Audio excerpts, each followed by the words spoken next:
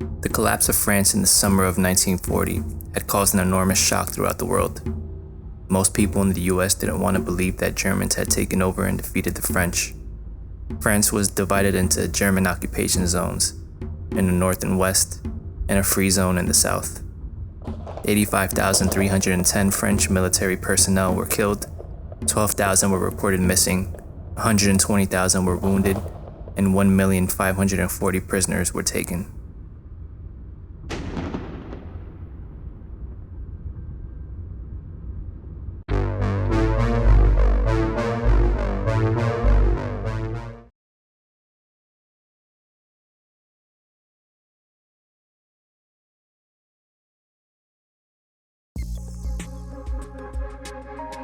Gabrielle Chanel was born on August 19, 1883, primarily known for being the creator of the high-end fashion brand Chanel, and also designing the interlocked double C monogram, which has been in use since the 1920s. Her mother, Janine Chanel, worked as a laundrywoman in a charity hospital, while her father, Albert Chanel, sold work clothes and undergarments on the streets. He lived a nomadic life, traveling to different market towns to sell his clothes. Chanel has 5 other siblings between her parents, and they all lived crowded in a one-room lodging. When Chanel was 11 years old, her mother died, and her father sent her along with her 2 sisters to an orphanage within a convent in Aubazine, France. It was a harsh, frugal life requiring strict discipline. Despite this though, being placed in the orphanage might have sparked her career in fashion, being that she picked up sewing while she was there. At 18, she was too old to remain in the orphanage and went to live in a boarding house for Catholic girls in the town of Moulins, France. Chanel found employment as a seamstress thanks to the 6 years at the orphanage where she picked up the skill. When she wasn't working, she sang at a cabaret. It was at this time where she gained the nickname Coco, often singing the song Who Has Seen Coco?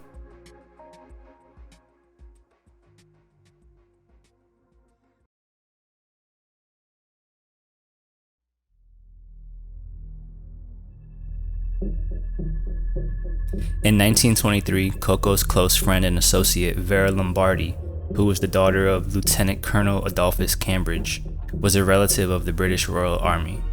Vera offered Coco entry into the high levels of British aristocracy. This was an elite group of associations with people like Winston Churchill, the Duke of Westminster, and Edward, Prince of Wales.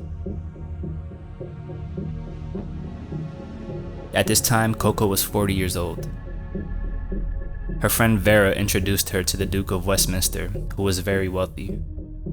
He lavished her with jewels, art, and homes out in London. They had an affair which lasted 10 years.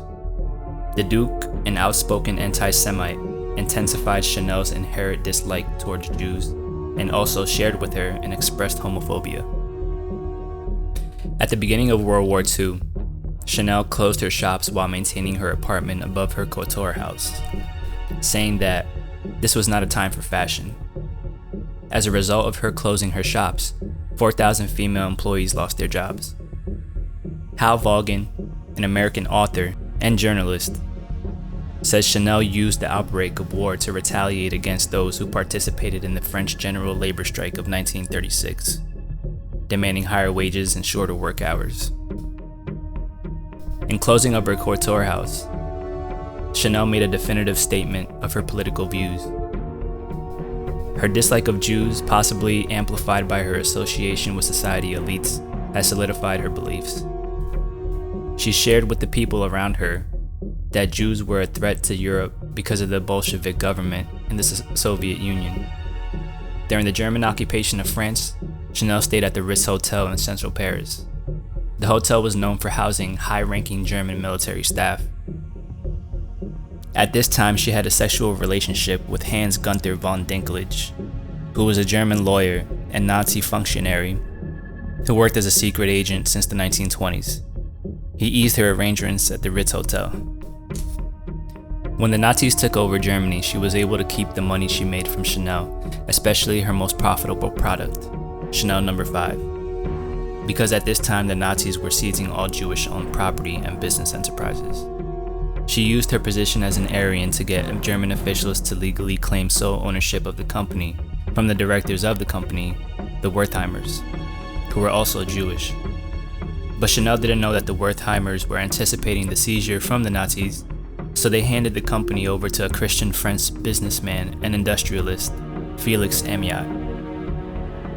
When the war was over, Felix handed Chanel back to the Wertheimers. Directly after World War II ended, there were companies that wanted to obtain Chanel. The companies that were interested already knew about Chanel's Nazi affiliation during wartime.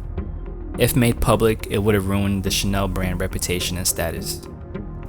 Chanel wanted to sue Wertheimer and hired René Chambrin, who was France's Prime Minister Pierre Laval's son-in-law.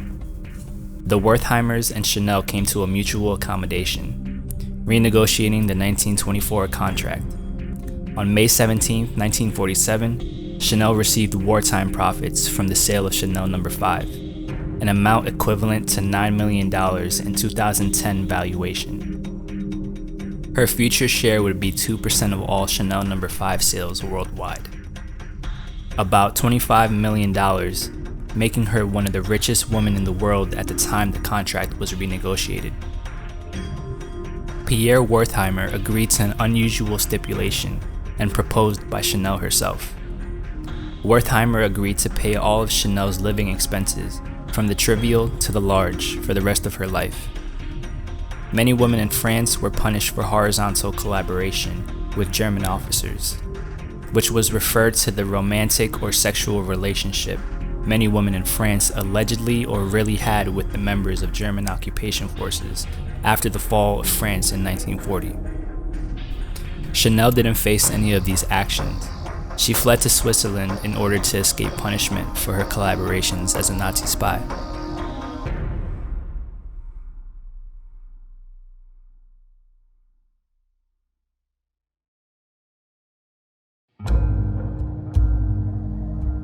In late 2014, French intelligence agencies declassified and released documents confirming Coco Chanel's role with Germany in World War II. Working as a spy, Chanel was directly involved in a plan for the Third Reich to take control of Madrid. Documents found that Chanel worked as an agent in the German military intelligence, the Abwehr. Chanel visited Madrid in 1943 to convince the British ambassador to Spain, Sir Samuel Hoare, a friend of Winston Churchill, about a possible German surrender once the war was leaning towards an Allied victory. One of the most important missions Chanel was involved in was Operation Model Hut. Her mission was to act as a messenger from Hitler's foreign intelligence to Churchill to prove that some of the Third Reich attempted peace with the Allies. That same year, 1943, Chanel traveled to the RSHA in Berlin, also known as the Lion's Den, with her liaison and old friend, Baron Hans Gunther von Dinklage. Chanel and Dinklage were to report to Walter Schellenberg at the RSHA with the plan that Chanel had proposed to Dinklage. Chanel was to meet Winston Churchill and persuade him to negotiate with the Germans. In late 1943, Chanel and her SS superior Walter Schellenberg, who had a weakness for unconventional schemes, devised a plan to get Britain to consider a separate peace to be negotiated by the SS. For this mission, they also recruited Vera Lombardi. Lombardi was unaware of Schellenberg's and Chanel's schemes. Lombardi was led to believe that the upcoming journey to Spain would be a business trip exploring the potential for establishing Chanel's couture in Madrid. In the end, the mission was a failure for the Germans. British intelligence files revealed that the plan collapsed after Lombardi arrived in Madrid. She proceeded to denounce Chanel and others to the British embassy as Nazi spies. In September 1944, Chanel was interrogated by the Free French Purge Committee. The committee had no documented evidence of her collaborations and activities and was forced to release her. According to Chanel's grandniece, when Chanel returned home, she said Churchill had freed me. Some historians claim that people worried that if Chanel were forced to testify about her own activities at trial, she would expose the pro-Nazi sympathies and activities of certain top-level British officials, members of the society elite, and the royal family. Vaughan writes that some claim that Winston Churchill instructed Duff Cooper, British ambassador to the French provisional government to protect Chanel. Requested to appear in Paris before investigators in 1949, Chanel left her retreat in Switzerland to confront testimony given against her at the war crime trial of Baron Louis de Vaufreland, a French traitor and highly placed German intelligence agent. Chanel denied all accusations. Winston Churchill and Chanel's friendship marks its origins in the 1920s, with the eruption of Chanel's scandalous beginning when falling in love with the Duke of Westminster. Churchill's intervention at the end of the war prevented Chanel's punishment for spy collaborations and ultimately salvaged her legacy. When Vaughan's book was published in 2011, his disclosure of the contents of recently declassified military intelligence documents generated considerable controversy about Chanel's activities. The company of Chanel issued a statement, portions of which were published by several media outlets. Chanel Corporate refuted the claims of espionage, while admitting that company officials only read the excerpts of the book. The Chanel Group stated, "What is certain is that she had a relationship with a German aristocrat during the war. Clearly, it wasn't the best period to have a love story with a German, even if Baron von Dinklage was English, and she, Chanel, knew him before the war." When giving an interview with the Associated Press, author Vaughan discusses the unexpected turn of his research. "I was looking for someone else. I came across this document saying Chanel is a Nazi agent. Then I really started hunting through all the archives in the United States, in London, in Berlin, and in Rome. I come across not one, but 20, 30, 40 absolutely solid archival materials on Chanel and her lover Hans Gunther von Dinklage." Vaughan also addressed the discomfort many felt with the revelations provided in his book. "A lot of people in this world don't want the iconic figure of Gabrielle Coco Chanel, one of France's great cultural idols, destroyed. This is definitely something that a lot of people would have preferred to put aside, to forget, to just go on selling Chanel scarves and jewelry.